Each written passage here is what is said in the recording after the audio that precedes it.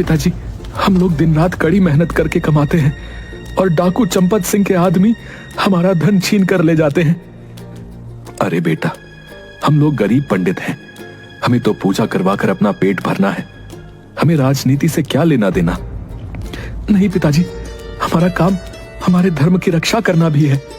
इस बार हम लोग कोई कर नहीं देंगे। हाँ नहीं बेटा, डाकू लोग बहुत ही बुरे लोग हैं। उनका काम ही लूट, हत्या और छीना जोरी है। इन लोगों से पंगा नहीं ले सकते। नहीं माँ, हमें आवाज उठानी ही पड़ेगी। कब तक हम गुलाम बनकर रहेंगे बताओ। तभी जगीरा लगान वसूलने ज्ञानचंद के पड़ोसी रतन के पास पहुंचा। क्यों रे रतन, पिछली 2 बार से तुम्हारे बेटे की तबीयत खराब है का बहाना बनाकर लगान नहीं दे रहा है? इस बार कोई बहाना नहीं चलेगा। आप सही कह रहे हैं, लेकिन मेरा बेटा बंकू सही में बीमार है और इस बार भी लगान नहीं चुका पाऊंगा। रतन, मैं कुछ नहीं जानता कि तुम और तुम्हारे परिवार का क्या होगा। मुझे तो बस लगान से मतलब है, और वो तो तुम्हें देना ही पड़ेगा, चाहे तुम जी कर दो या मर कर दो। तभी बंकू को खून की उल्टी आती है। ये लो मंगलसूत्र और जाकर लाला से उधारी लेकर वैद्य जी से दवा ले आओ। जगीरा मंगलसूत्र सुनीता के हाथों से छीन लेता है। चलो, अब तक का लगान तो इससे चुक जाएगा, और हाँ, आगे से लगान के पैसे समय से देना। अभी तो मैं जा रहा हूँ, जल्दी ही दूसरा लगान लेने आऊंगा, समझे? मालिक, हमारा बच्चा मर जाएगा, मंगलसूत्र दे दो, ये मेरी सुहाग की आखिरी निशानी बची थी। मैं नहीं जानता कि कैसे क्या करोगे, हमें लगान मिल गया बस। क्या हुआ बे? एक लगान वसूलने में इतनी देरी लगाएगा तो पूरे गांव का लगान लेते लेते साल बीत जाएगा। सरदार, उसका बच्चा बीमार है और बोल रही है कि मंगलसूत्र इसके सुहाग की निशानी है। मेरा पैर पकड़े हुई है। तो तुम देख क्या रहे हो? मारो 1 लाख। इन सुअरों को जितना आजादी दोगे उतना ये सर पर चढ़कर नाचेंगे। अगर पैसे नहीं है तो सुंदर काया तो है ना, कहो कि शाम को हवेली पर चली आएगी, लगान माफ कर देंगे। बंकू एक पत्थर उठाकर चंपत सिंह को मारता है। कुत्ते, मेरी माँ को गाली देता है, मैं तुम्हें नहीं छोड़ूंगा। पत्थर जाकर सीधा चंपत सिंह के सीने में लगता है। जगीरा सुनीता को जोर से एक लात मारता है और बंकू को उठाकर वहीं पटक देता है। बंकू एक बार फिर खून की उल्टी करता है। माफी मालिक, माफी। बच्चा है, माँ के बारे में गंदी बात सुनकर तैश पे आ गया मालिक। इस हरामजादे की इतनी हिम्मत कि सरदार पर पत्थर चलाया। इसको जिंदा रहने का कोई हक नहीं है। मालिक, अपना बच्चा समझकर छोड़ दीजिए मालिक, मेरे घर का इकलौता दीपक बुझ जाएगा। ठीक है, ओए जगीरा, छोड़ दे उसको, इसे ले चल उठाकर हवेली पे। दीपू का खून खौल जाता है।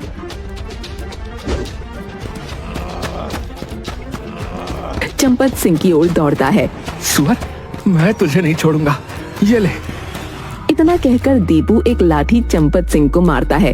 तब तक जगीरा और उसके गिरोह के अन्य डाकू दीपू को पकड़कर मारने लगते हैं।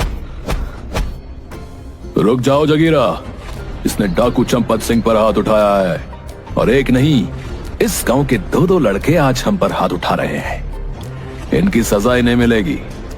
चलो, इसे हवेली पर ले चलो, वहीं हम इसकी सजा सुनाएंगे, और उस लड़के की माँ को भी हवेली पर ले चलो।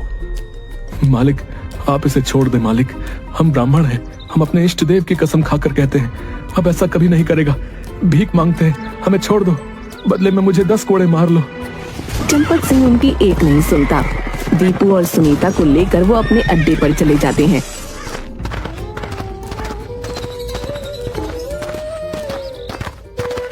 इधर ज्ञानचंद और रतन राजा खड़क सिंह के पास पहुंचकर, महाराज की जय हो, मैं सरताजपुर गांव का एक दरिद्र ब्राह्मण हूँ।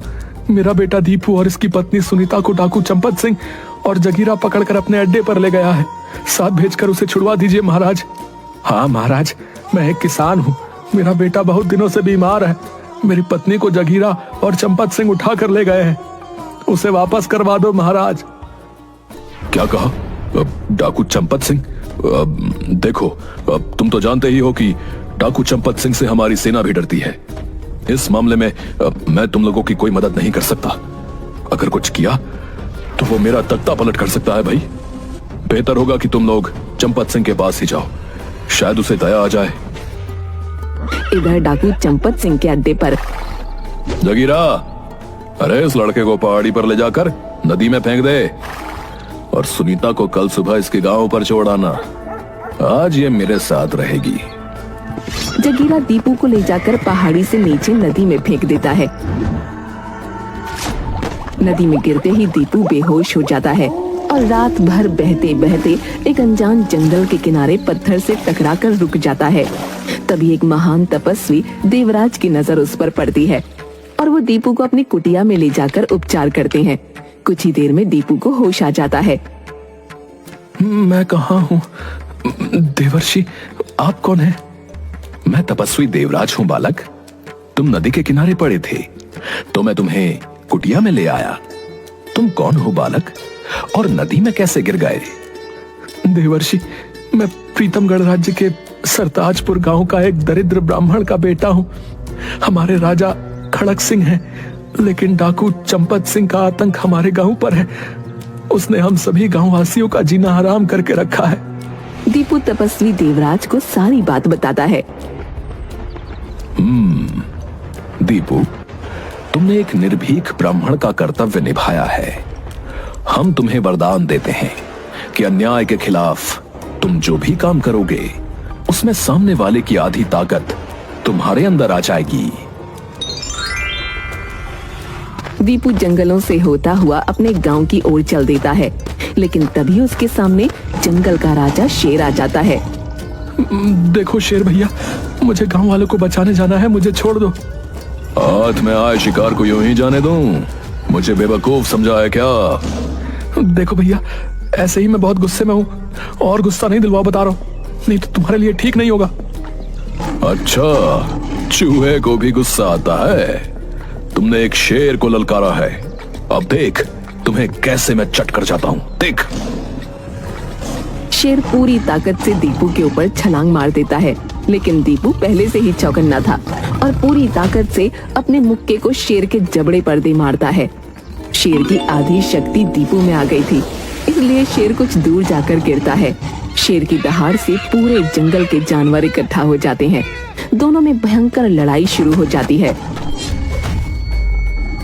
आखिरकार दीपू जीत जाता है और शेर हार मान लेता है।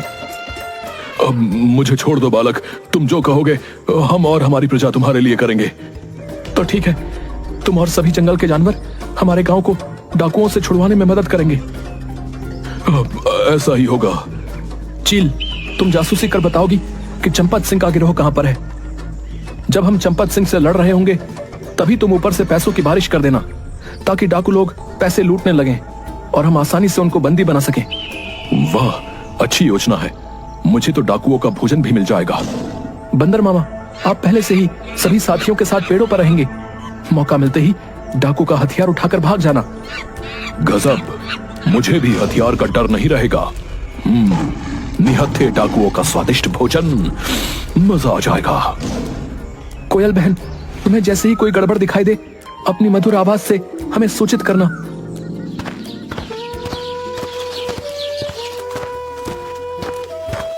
अरे मेरा बेटा, जिंदा है तू?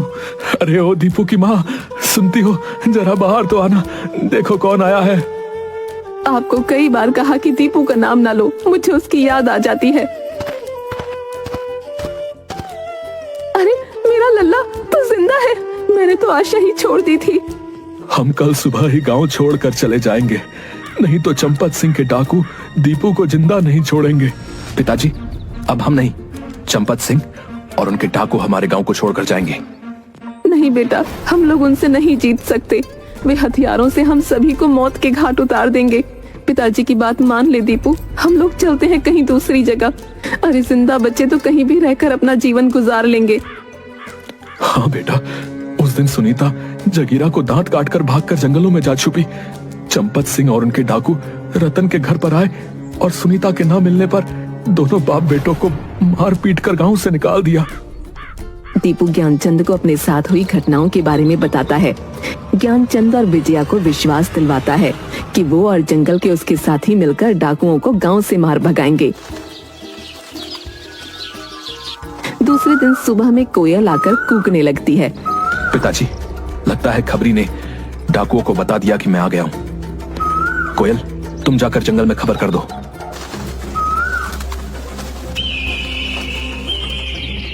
तभी चील आकर बताता है कि चंपत सिंह अपने सभी डाकुओं के साथ गांव की तरफ आ रहा है।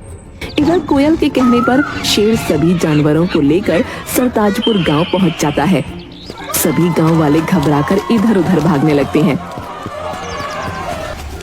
गांव वासियों, जंगल से ये जानवर हमारी मदद के लिए आए हैं। आप लोग घबराए नहीं, अपने अपने घरों में सुरक्षित रहें।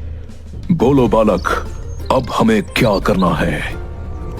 सबसे पहले शेर भैया, आप लाला के घर जाकर उसे हड़का कर पैसे ले आओ और चील को दे दो। फिर सभी जानवरों के साथ छुपकर डाकुओं के आने का इंतजार करो। चलो, ये काम तो मैं यूं ही कर दूंगा। शेर जैसे ही लाला सेठ के घर में घुसता है, पूरे घर में हड़कंप मच जाता है। सारे नौकर इधर उधर भाग जाते हैं।